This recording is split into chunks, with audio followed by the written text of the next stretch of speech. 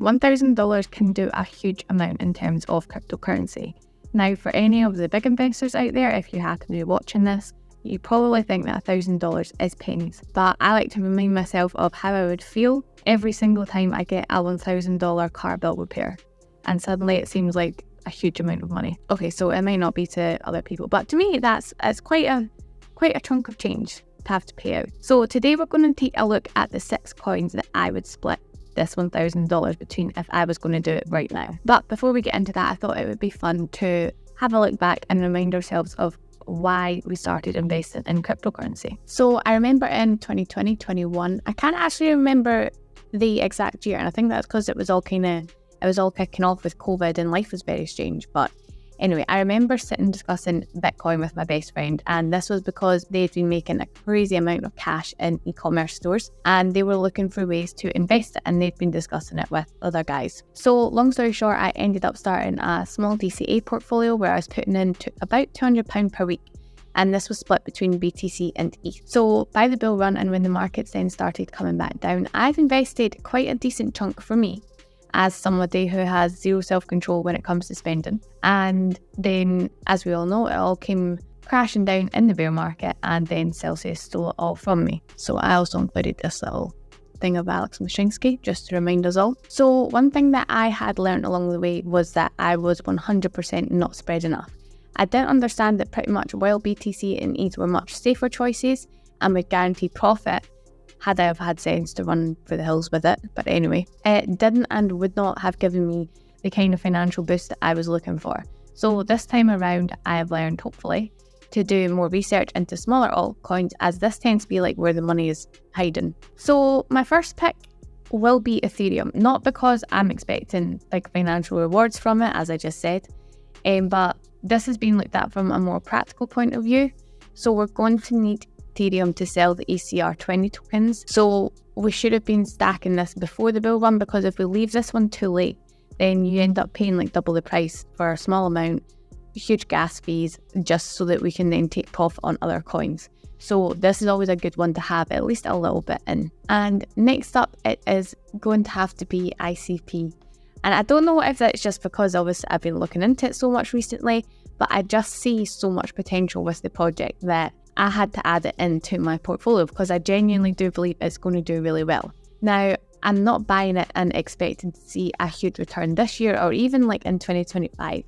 I do believe that this is going to be a much longer term play, and I'm okay with that because I do have 100% faith in it. So while I'm sure it will still have a fantastic bull run this year, next year, I am going to be holding this for the longer term because it will inevitably allow me to benefit from higher returns. And I have been reading more about it today, as I always am, and it's just announced that Bitfinity Network has allocated $7 million to create a Bitcoin sidechain on the Internet Computer blockchain. So Bitfinity is a project which is developing a Bitcoin Layer 2 network and has major backing from venture capital firms and investors in the cryptocurrency space. And they've said that the funds will help it to develop the Bitcoin sidechain on the ICP blockchain called Bitfinity Ethereum Virtual Machine, or EVM. So with the new solutions, blockchain developers could build Bitcoin-enabled decentralized apps on the internet computer. So this is just another example of how they are continuously building, and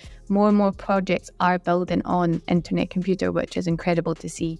So this is why I believe that the project is going to do really well. But as I said, short term, you will obviously, I think, still get benefits from it in the short term, but I'm going to be a long-term one for it.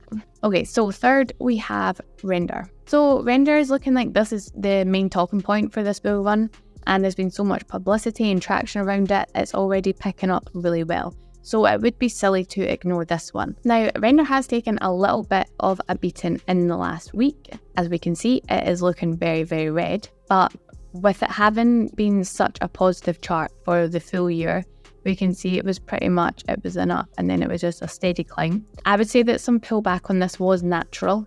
As you will see, people who got in super early, they'll all start to take profits on it, and then the markets in general have been very, very choppy recently. So with the network's migration onto the Solana network last November, the Render token has benefited from Sol's crazy climb back up the ladder. So over the last month, it has increased by just over 3%, But with the pullback that we've seen in the last week it's down by nearly 10%. But this could just prove to be a really good buying opportunity for it. Okay, so fourth up, we have got Solana. Now, I know there's probably people out there rolling their eyes because it's an oldie, but I swear, I think this is still a really solid one.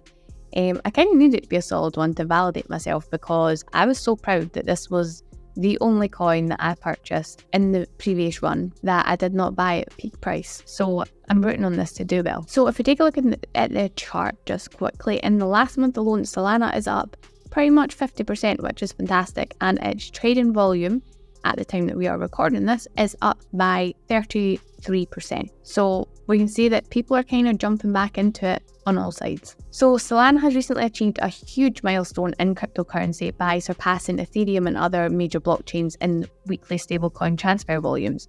So this marks a really significant growth in Solana's influence and presence in the decentralized finance sector. And there's a few key events which have really boosted Solana recently, such as the J2O airdrop and the integration of Eurocoin by Circle, which have all boosted its position. And developments such as these are increasing the utility and appeal of Solana's network, and is therefore attracting more users and transactions. So it all looks very positive for it in the lead up to the bull run. So coming in number 5, I am choosing Illuvium. So I probably mentioned that I do think that the gaming narrative is going to be big again in the coming bull run, and Illuvium seems to have all of its ducks in a row to really come out on top for this. So to roughly recap, their main goal is to build the world's first interoperable blockchain game universe, which gives users the ability to transfer digital assets between different games and platforms. Now, with all the choppiness in the market, the altcoins always seem to get hit the hardest with any kind of BTC news, such as the fake tweet ETF approval, which has seen a few coins dump. But despite this,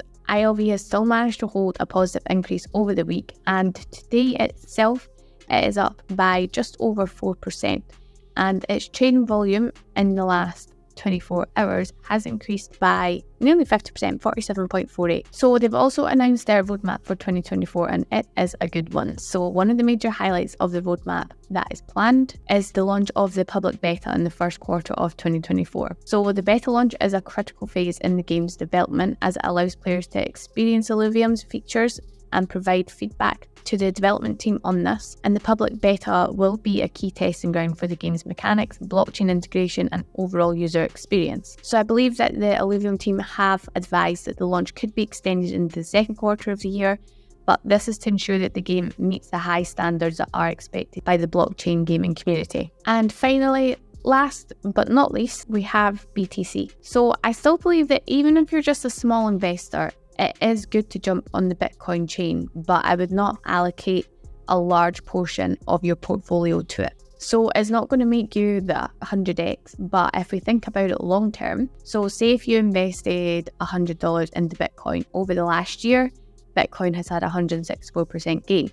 So you walk away with $164, right? With my bank account right now, if I put $100 into their savings account that they offer, at the end of the year, I walk away with $101.75. So your yearly gain is guaranteed to be higher if you invest it into BTC than if you invested it with your bank. Guaranteed. Unless, of course, like something super crazy happens and Bitcoin plummets to 10k, but I just don't see anything like that happening anymore. So yeah, I will be holding Bitcoin and effectively using it as kind of like pretty much like a savings account really. You're going to get higher rewards on it, as I said, with the bank, and it is one of the safest crypto assets that are out there. So some of these plays I am already in and have my position sorted. Some of them I am looking to still get in on. So with Render, for example, I'm still waiting on a little bit of a pullback on that because I believe it'll come down a little bit more before it kind of goes off to the races. I feel like from my previous time investing that I have managed to diversify my portfolio a lot better this time,